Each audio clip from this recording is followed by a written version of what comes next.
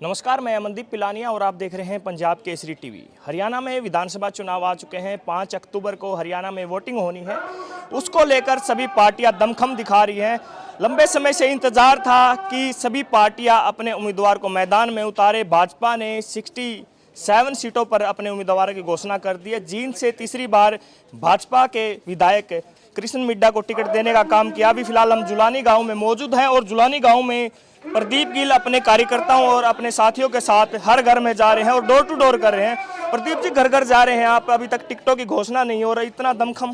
देखिए, लगातार जनता के बीच में रहा हूँ। टिकटों का वितरण हो जाएगा, समय आ जाएगा, कम से कम हम लेट ना हो, इसलिए हमने आज जुलानी गांव से चुनाव की जहां तैयारियां शुरू कर रखी थी उनको घर घर तक पहुंचाने का काम कर दिया।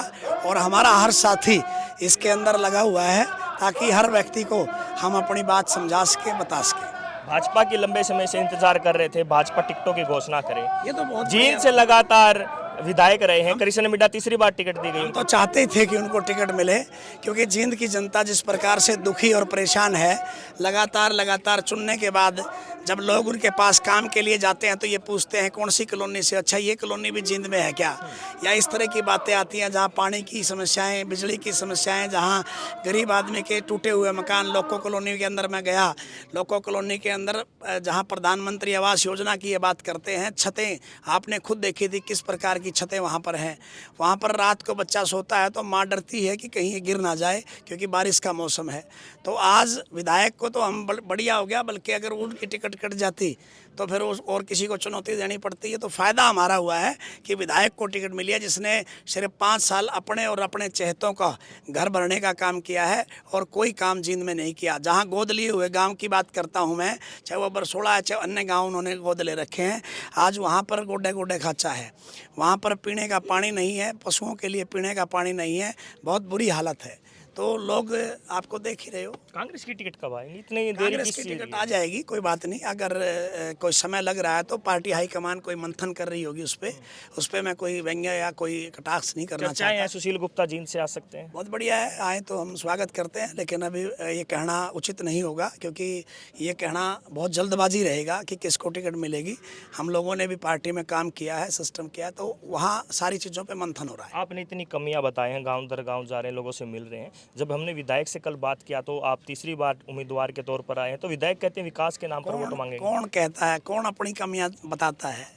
वो तो अपने आप को इस जींद का मसीहा कहते हैं। लेकिन मैंने कहा था कि लोको कॉलोनी के अंदर उस दिन भी कि आ जाओ, इन गलियों पर खड़े होकर बात करते हैं दोनों। मैं आज भी कह रहा हूँ कि आप खुले मन से जब भी आना चाहो, जींद की गलियों में उनमें चलो, लोको चंद्रलोक हकीकत नगर, आप बरसोड़ा से लेकर जुलानी गांव आ जाओ। परली गली देखोगे, जो जुलानी की जो है ना फिरनी वाला रोड है, उसके ऊपर भी देखोगे, उससे अंदर की एक गली है। आदमी, गाड़ियाँ निकलनी तो दूर की बात, मानस जो पैदल चले ना वो नहीं निकल सकता। तो विधायक एक बार आए तो धरातल पे, वो हवा में उड़ के तो बात हो नहीं सकती ना। आखिरी सवाल है मेरा, डोर टू डोर जा रहे हैं लोग, लंबे समय से भाजपा का शासन देख रहे हैं हरियाणा में, किन मुख्य समस्याओं से जूझ रहे हैं? बहुत सारी मुख्य समस्याएं हैं। जहाँ युवा को रोजगार की बात है, किसान को स्वामीनाथन की बात है, जहाँ गरीब के गुलाबी पीले कार्ड की बात है, जहाँ गरीब के मकान की बात है, जहाँ गरीब के बच्चों की शिक्षा की बात है, ये बहुत सारे मुद्दे हैं। ठीक है, ये मुद्दे इतने बड़े हैं जो जनता के बीच में आज ज्वलंत है, उसका फ़ायदा हमें मिलेगा। और महंगाई उसका एक बहुत बड़ा और मुद्दा है।